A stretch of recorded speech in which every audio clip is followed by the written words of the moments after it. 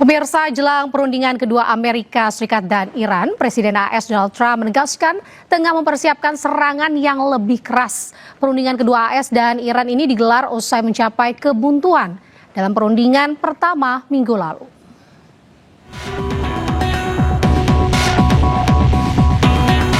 Akun Instagram White House atau kantor Gedung Putih tempat di mana Presiden Amerika Serikat bekerja mengunggah sebuah foto Trump dengan tulisan nomor Mr. Nice Guy. Ini adalah sebuah kutipan dari tulisan Presiden Trump di akun Truth Social.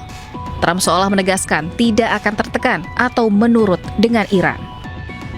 Jurnalis Amerika Serikat menyebut Trump tengah menyiapkan serangan yang lebih keras jika tidak terjadi kesepakatan di Islamabad.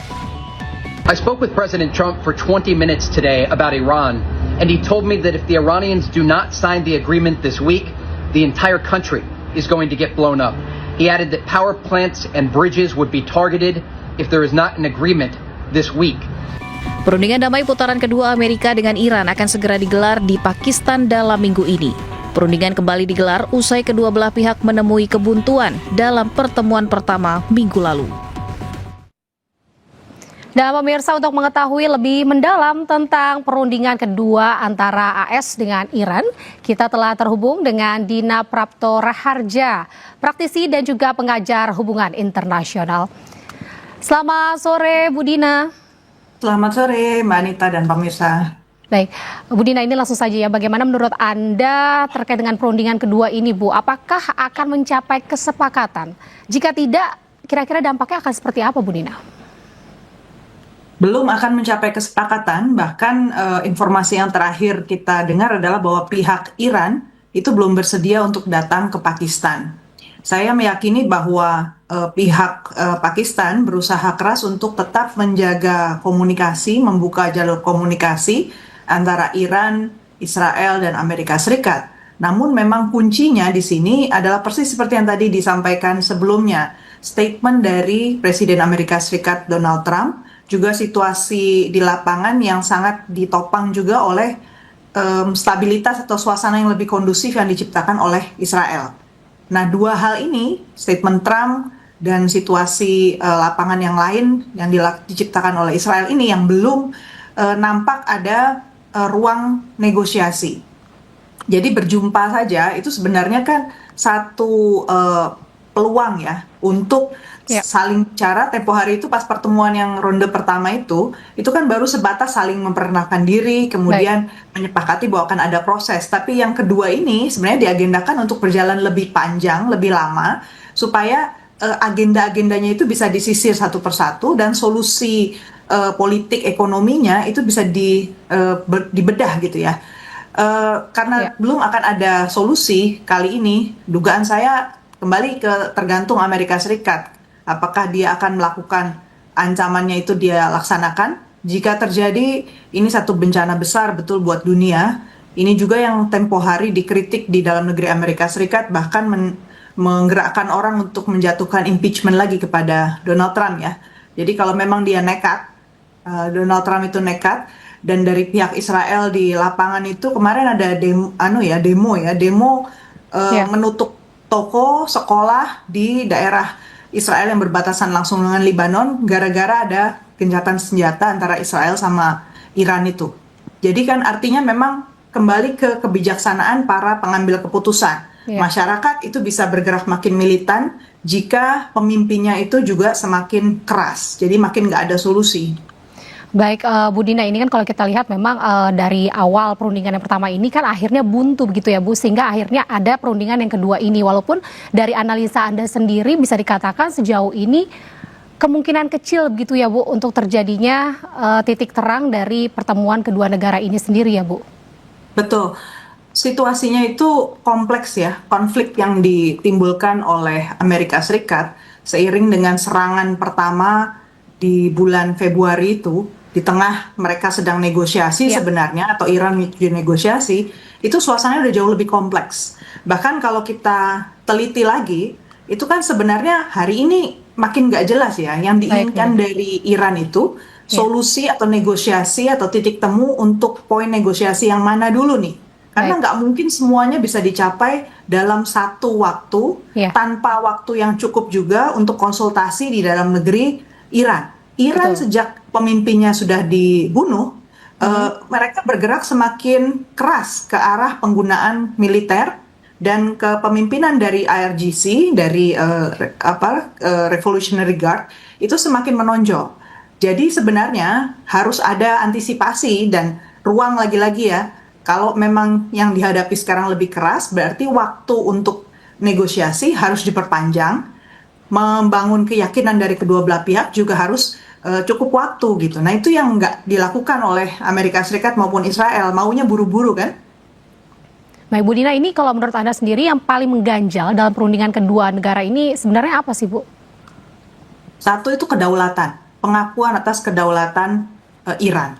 Iran itu sudah jengah atau sudah muak gitu ya, diperlakukan sebagai negara yang pariah, negara yang diisolasi bahkan diinjak-injak gitu kedaulatannya oleh Amerika Serikat. Dan bahwa Iran itu Israel itu berani untuk mengacak-acak negara lain hanya karena dia benci pada Iran. Lebanon itu kan kasus ya, dia berada di pelanduk yang berada di tengah dua gajah yang sedang bertarung dan mereka menjadi korban. Itu korban jiwa dan korban bangunan, korban ekonomi di Lebanon itu sangat buruk. Dan Iran tahu betul bahwa kelompok Hezbollah Syiah yang ada di Lebanon itu jumlahnya bukan kecil dan mereka berkembang di sana juga bukan karena semata-mata tidak dibutuhkan atau sekedar nempel gitu ya ditempelkan oleh Iran, tapi memang tumbuh karena masyarakat di Lebanon membutuhkan. Jadi dua hal ini kedaulatan membentuk satu persepsi cara pandang Iran yang semakin yakin bahwa kedaulatan mereka itu nomor satu yang harus dipertahankan. Jadi Hormuz pun sekarang framingnya oleh pihak Iran itu adalah terkait mereka harus diajak negosiasi, punya hak untuk menentukan perlintasan internasional yang lewat di wilayah teritori mereka karena mereka negara pantai, sehingga nggak boleh mereka tuh nggak didengar pendapatnya. Kemudian soal program nuklir mereka sudah makin berkeras bilang bahwa program nuklir itu nggak bisa dicabut, uranium yang diperkaya di negaranya juga nggak boleh dibawa kemana-mana. Kalau tempo hari kan sempat ada narasi mungkin dititipkan ke Rusia atau ke Cina gitu kan.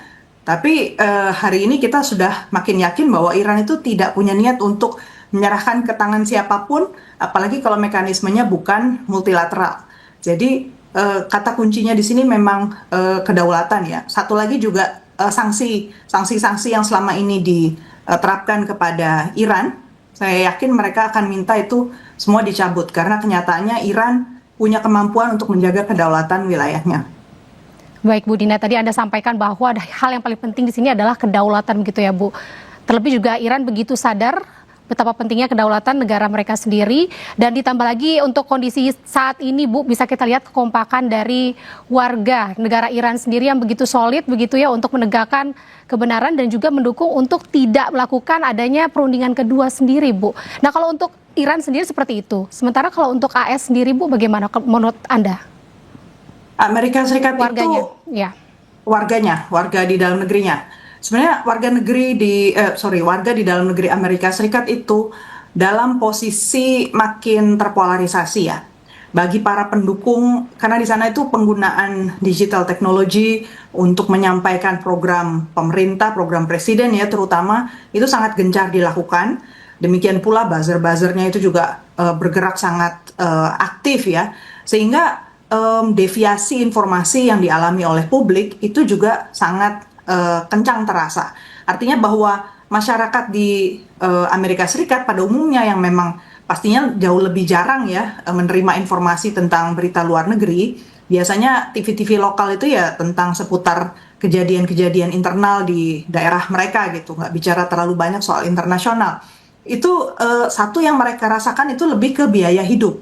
Jadi kalau mereka protes sekarang itu lebih ke soal biaya energi yang semakin menjadi-jadi yang memunculkan inflasi dan perlambatan ekonomi di Amerika Serikat. Kita tahu bahwa orang Amerika juga masih ingat ya, penetapan tarif ini masih digantung sama Trump.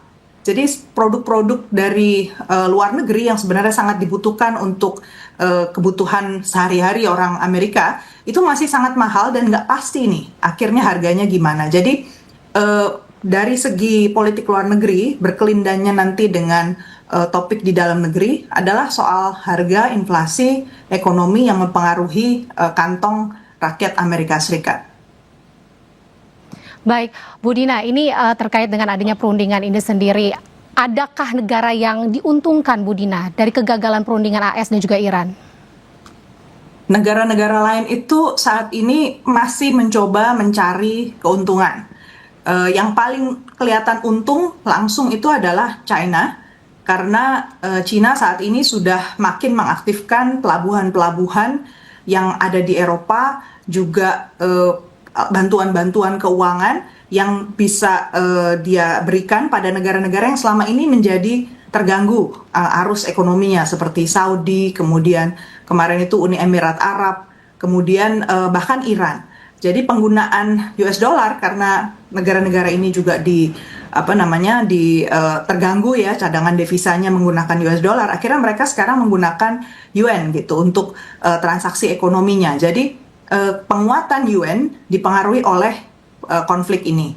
Kemudian Rusia yang selama ini terisolasi hanya fokus pada isu Ukraina, gara-gara kejadian ini mereka sekarang bisa masuk ke level internasional, dicari sama negara-negara lain, gara-gara dia punya energi kan.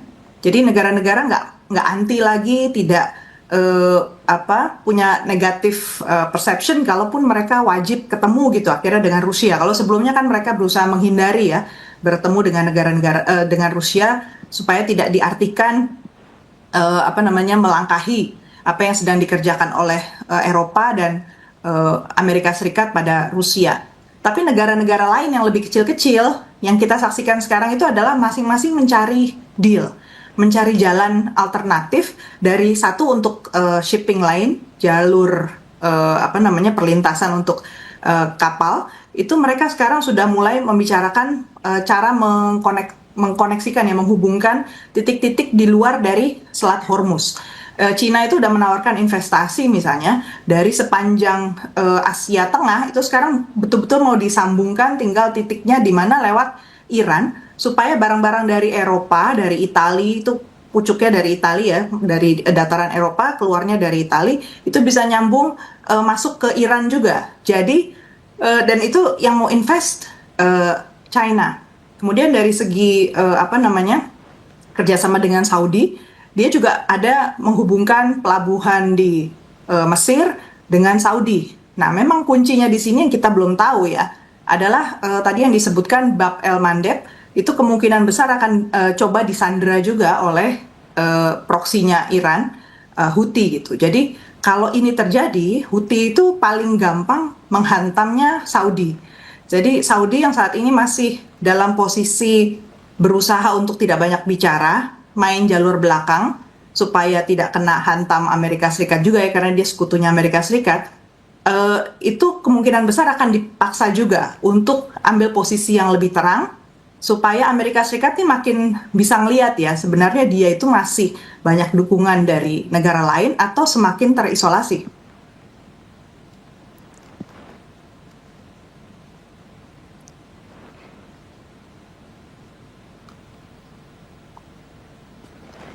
Ya baik, Bu Dina, sementara itu Ya. Iran juga mengatakan belum tentu memiliki rencana apapun terkait negosiasi dengan Amerika. Juru bicara Menteri Luar Negeri Iran ini bahkan mengisyaratkan bahwa Amerika tidak serius dalam hal negosiasi. Kita saksikan dulu informasi berikut ini, Bu Dina.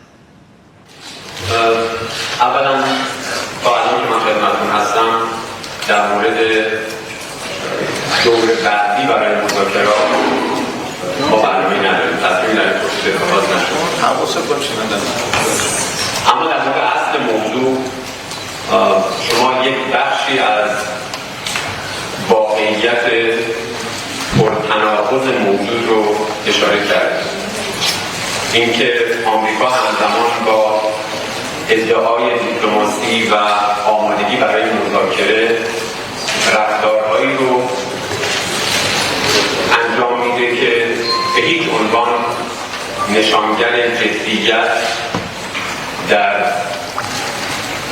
پیگیری یک روند دیپلماتیک نیست. از همون ابتدای شروع اجرای. Baik, Bu Dina. Menurut Anda bagaimana ini, Bu, dengan perundingan kedua ini? Apakah AS dan Israel ini akan komit begitu? Amerika Serikat masih kecil kemungkinannya untuk komit ya menurut saya, karena satu hal, Amerika Serikat itu masih menduga dia mendapatkan keuntungan dari strategi mengayun, jadi fluktuasi antara mau dengan tidak mau komunikasi itu menurut dia masih ada keuntungannya untuk dia. Jadi Iran, saya menduga dengan situasi perkembangan yang ada hari ini, misalnya hari ini tuh juga ada pertemuan di Brussels di Uni Eropa ya, yang mengumpulkan 60 negara, mereka mulai bicara soal Palestina. Jadi kaitannya dengan isu yang sedang kita hadapi di Iran ini adalah bahwa isu kemanusiaan mulai lagi mengemuka. Berarti perhatian pemimpin-pemimpin dunia itu bukan melulu hanya soal menyelesaikan deal gitu, yang sifatnya hanya sementara. Sementara Amerika Serikat kita lihat nadanya itu masih fluktuatif karena dia masih mengejar keuntungan-keuntungan jangka pendek. Nah, dalam negosiasi rumus yang harus dipenuhi itu sebenarnya adalah ruang untuk menciptakan cukup waktu, stabilitas yang jangka panjang. Karena kalau negosiasi hari ini tapi bulan depan udah dibatalkan, itu juga nggak ada yang mau sekarang. Dan Iran tuh agak trauma kayaknya dengan kejadian ini ya, karena dia sudah berpuluh tahun sejak tahun 79 itu selalu diberi PHP gitu ya, diberi janji palsu oleh Amerika Serikat. Sementara itu Israel di dalam negerinya itu keras betul ya. Seperti tadi saya gambarkan, masyarakat di Israel itu ketularan pemimpinnya untuk semakin menggunakan cara-cara hard power, cara-cara militeristik untuk menyelesaikan masalah dengan negara tetangga. Nah, kita sendiri di Asia Tenggara sudah pernah mengalami ya era di mana sesama negara tetangga saling keras dalam kebijakan luar negeri, dan dampaknya itu sebenarnya bukannya semakin sembuh relasi antar tetangga, tapi justru semakin buruk. Nah, hal ini belum sampai mereka di titik menyadari bahwa butuhlah stabilitas itu dengan saling mengakui eksistensi. Jadi kesan saya memang belum sampai ke titik itu, sehingga Iran mungkin akan terus mengayun ya, mengetes kesabaran juga dari Amerika Serikat dan Israel supaya mereka bisa setidaknya dalam situasi yang lebih tenang sekarang itu dia bisa membaca dan mulai membuka jalur-jalur komunikasi dengan negara lain, dan itu akan lebih menguntungkan daripada dia terlibat dalam perang terbuka lagi meladeni nafsunya Amerika Serikat. Baik, Bu Dina, ini kan terkait dengan yang terjadi saat ini, Bu. Nyatanya adalah AS sendiri dinilai Iran telah melanggar gencatan senjata begitu, Bu. Ini bukan kali pertama juga, dan terlebih tadi Ibu juga sudah sampaikan bahwa bencana besar dunia, Bu, ini akan menimpa atau akan terjadi jika AS ini benar-benar nekat untuk tetap menyerang Iran sendiri. Sebenarnya bencananya seperti apa, Bu? Kalau dari gambaran Ibu sendiri, analisa Ibu seperti apa, Bu Dina? Tempo hari itu udah ada satu kejutan yang kita harus antisipasi, tidak mustahil juga bisa dilakukan Amerika Serikat. Dengan dalih mengejar kepentingan Iran yang ada di belahan dunia lain, dia bisa melakukan penghancuran, Amerika Serikat bisa melakukan penghancuran dari kerjasama Iran dengan negara-negara lain di kawasan lain. Satu, tempo hari dia udah bilang masuk ke Selat Malaka dan mencoba membuka kerjasama yang dengan negara-negara pantai di sana supaya bisa mengejar kapal-kapal Iran yang ada di kawasan kita di Asia Tenggara. Wah, ini bahaya sekali. Kita tahu itu pelanggaran internasional juga kalau sampai dilakukan oleh Amerika Serikat. Karena perairan internasional, kalaupun sudah disepakati di dalam konvensi internasional hukum laut ya, itu hanya boleh dilalui oleh kapal-kapal damai. Kalau kapal perang itu lain cerita. Ya, ini masalah kedaulatan yang dimaksud tadi oleh Iran, itu kan itu boleh lewat pintu depan mereka di Hormuz, lewat jalur yang sangat dekat dengan tanah mereka, tapi harus damai. Kalau niatnya untuk menghancurkan negaranya, nah itu hukum laut juga mengatakan nggak boleh itu dilakukan. Jadi itu contoh bahwa Amerika Serikat ini karena kecenderungannya, kalau kita lihat polanya sejak Trump menjabat yang kedua kalinya ini, masalahnya itu tidak pernah diselesaikan sampai tuntas. Dia punya masalah dengan Rusia, itu diayun aja sampai sekarang. Terakhir pertemuan di Alaska itu nggak ada solusi juga. Satu-satunya yang bisa dia lakukan adalah menekan, minta jatah lebih dari Ukraina kan, bahwa aset pertambangan Ukraina itu diambil untuk membayar, ibaratnya bayar semua jasa yang pernah dilakukan oleh Amerika Serikat untuk membantu Ukraina. Hanya sebatas itu. Dengan Rusia dia tidak melakukan apapun. Kemudian trade war, perang dagang dengan Cina, sampai hari ini nggak ada negosiasi apapun. Dia bahkan kalau menunda ini lagi nih pertemuan dengan Iran atau nggak ada solusi, apakah dia akan bisa melakukan pertemuan di Beijing yang harusnya dilakukan bulan lalu. Dan poinnya pertemuan Beijing itu adalah karena sudah ada rangkaian pertemuan antara Amerika Serikat dengan Cina soal ekonomi. Itu sudah ada deal-deal yang mau dilakukan kan. Cina itu dengan niatnya itu sudah berusaha untuk membeli lebih banyak dari Amerika Serikat. Ya karena salah satunya dia juga udah untung banyak gitu ya, si China, dia nggak rugi-rugi amat gitu kalau dia beli barang dari Amerika Serikat. Tapi dealnya kan belum final tuh. Kemudian soal tarif negara-negara di kawasan, itu kan juga belum final dilaksanakan, masih ditunda lagi gitu kan. Soal Greenland, soal Venezuela, itu juga digantung semua. Jadi kalau kita lihat polanya, berarti sangat tidak mungkin ya, sangat tidak mustahil maksud saya, bahwa Amerika Serikat itu dengan kelabilannya bisa memilih untuk menciptakan perang di tempat lain hanya karena dia punya satu ambisi untuk menunjukkan bahwa Amerika Serikat itu negara adidaya di bidang perang. Karena dia sekarang bikin Department of War ya, bukan Department of Defense lagi. Jadi luar biasa memang perkembangan ini bahaya buat dunia sebenarnya. Baik, Bu Dina, terima kasih Ibu telah bergabung bersama kami. Selamat bertugas kembali Bu Dina, salam sehat selalu untuk Anda. Terima kasih, selamat sore.